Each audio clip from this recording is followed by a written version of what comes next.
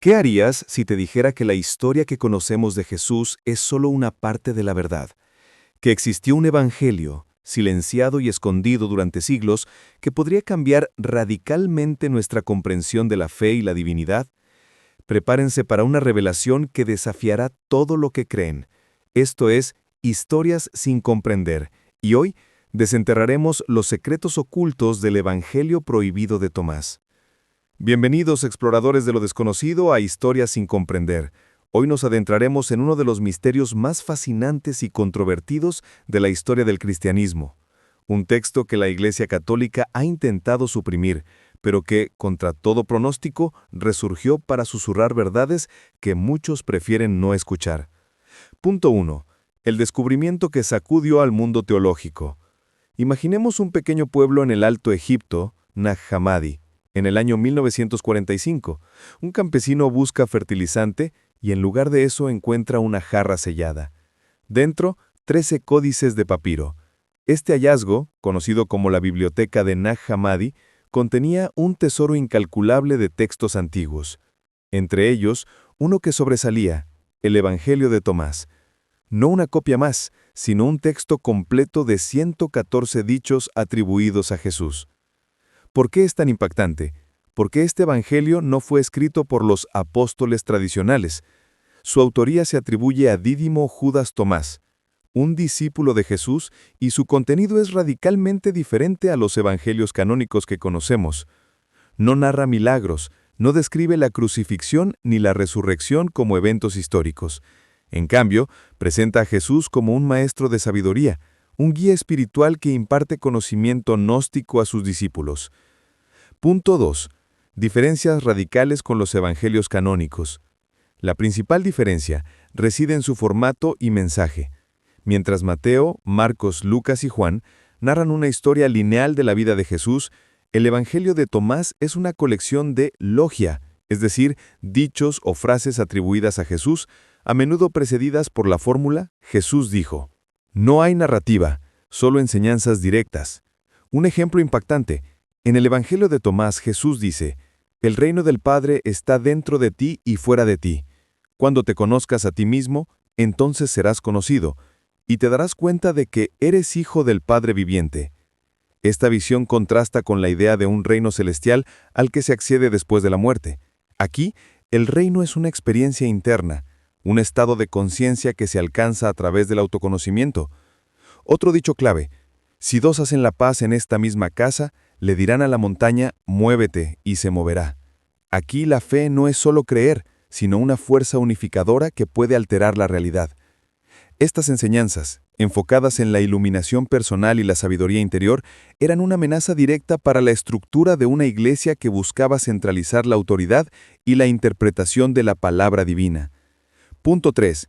La gnosis y el gnosticismo. Para entender el Evangelio de Tomás debemos sumergirnos en el gnosticismo.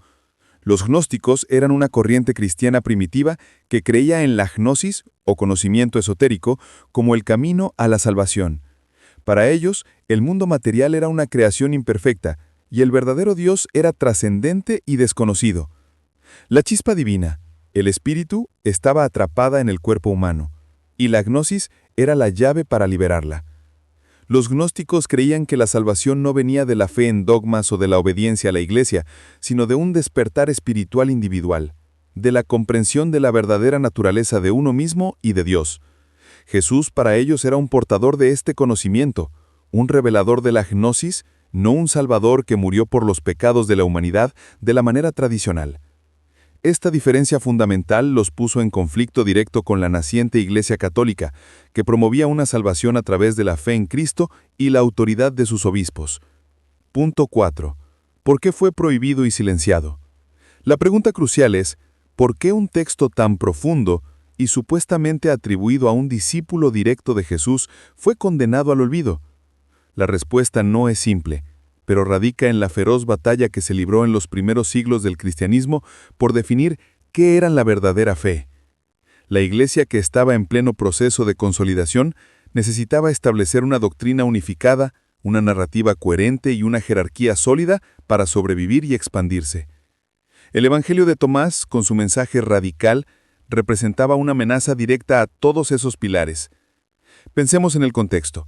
Tras la muerte de los apóstoles, surgieron numerosas comunidades cristianas con diversas interpretaciones de las enseñanzas de Jesús.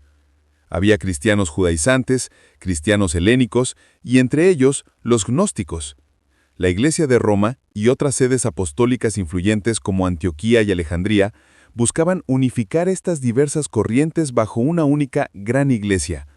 Para lograrlo, era imperativo establecer un canon de escrituras aceptadas y declarar heréticas todas las demás. El Evangelio de Tomás fue una de las primeras víctimas de esta purga teológica. Su énfasis en la gnosis, o conocimiento esotérico individual, en lugar de la pistis, o fe dogmática, socavaba la autoridad naciente de los obispos y presbiteros. Si la salvación se alcanzaba a través de la iluminación personal y el autoconocimiento, ¿qué necesidad había de una institución eclesiástica como intermediaria entre Dios y el hombre? ¿Para qué un clero que interpretara las Escrituras si cada individuo podía encontrar la verdad dentro de sí mismo? Este evangelio disolvía la necesidad de una estructura de poder. Los padres de la Iglesia, los grandes teólogos que sentaron las bases del cristianismo ortodoxo, fueron implacables en su condena.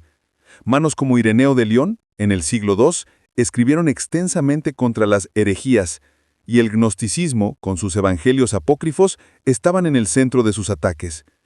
Ireneo argumentaba que solo los evangelios canónicos, Mateo, Marcos, Lucas y Juan, eran auténticos, porque se remontaban directamente a los apóstoles.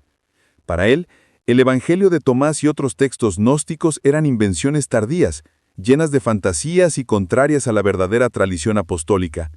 Otros, como Epifanio de Salamina en el siglo IV, no solo condenaron estos textos, sino que los describieron como obras demoníacas, utilizadas por sectas malignas para confundir a los fieles. La demonización de los textos gnósticos fue una herramienta poderosa para desacreditar y suprimir sus enseñanzas. La posesión de estos escritos podía llevar a la excomunicación e incluso a consecuencias más severas. La decisión de prohibir y silenciar el Evangelio de Tomás no fue un capricho, fue una estrategia deliberada y necesaria desde la perspectiva de la Iglesia primitiva para consolidar su poder doctrinal y político. Era la única manera de garantizar la uniformidad de la fe y evitar la fragmentación en innumerables sectas. Quemar los papiros, enterrar los códices, reprimir a los seguidores, todas estas acciones fueron parte de un esfuerzo concertado para borrar de la memoria cualquier vestigio de estas otras cristiandades. Fue así como este evangelio que alguna vez circuló entre algunas comunidades cristianas se convirtió en una leyenda, un susurro en la historia, hasta su asombroso redescubrimiento en las arenas de Egipto. La ortodoxia ganó esa batalla, pero no pudo silenciar la verdad para siempre. Punto 5. Su impacto y relevancia en la actualidad. Hoy, el Evangelio de Tomás sigue siendo objeto de estudio y debate. Para muchos ofrece una visión fascinante y alternativa de Jesús, un maestro de sabiduría que invita a la introspección y al autoconocimiento. Nos obliga a preguntarnos, ¿qué otras verdades fueron silenciadas? ¿Cuánta riqueza espiritual hemos perdido al aceptar solo una versión de la historia? Este texto nos recuerda que la búsqueda de la verdad es un viaje personal y que el conocimiento, incluso el que ha sido prohibido, tiene el poder de transformar nuestra perspectiva. El Evangelio de Tomás no busca reemplazar los evangelios canónicos, sino enriquecer nuestra comprensión de los orígenes del cristianismo y la diversidad de pensamiento que existió en los primeros siglos. Este viaje a las profundidades de la historia es solo el comienzo. Si este episodio ha encendido tu curiosidad, si te atreves a cuestionar y a explorar más allá de lo establecido, entonces te invito a que te unas a nuestra comunidad de buscadores de la verdad. Suscríbete a Historias sin comprender ahora mismo. Activa la campanita para no perderte ninguna de nuestras revelaciones y déjanos un pulgar arriba si te atreves a mirar más allá. Tu apoyo es fundamental para seguir desenterrando estos misterios. Como conclusión podemos decir que el Evangelio de Tomás es más que un simple texto antiguo. Es un testimonio de la riqueza y complejidad de los primeros años del cristianismo. Nos recuerda que la historia es a menudo escrita por los vencedores, pero que la verdad, como un río subterráneo, siempre encuentra una forma de emerger. Este Evangelio prohibido nos desafía a buscar la divinidad no solo en templos y dogmas, sino dentro de nosotros mismos, en el silencio de la gnosis.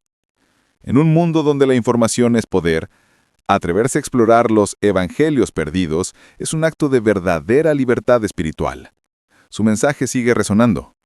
El reino de Dios está dentro de ti. Quien se conozca a sí mismo, lo encontrará. Gracias por acompañarnos en esta fascinante exploración. Recuerden, en Historias sin comprender, la verdad está esperando ser desenterrada, y el misterio es solo el principio de una nueva comprensión.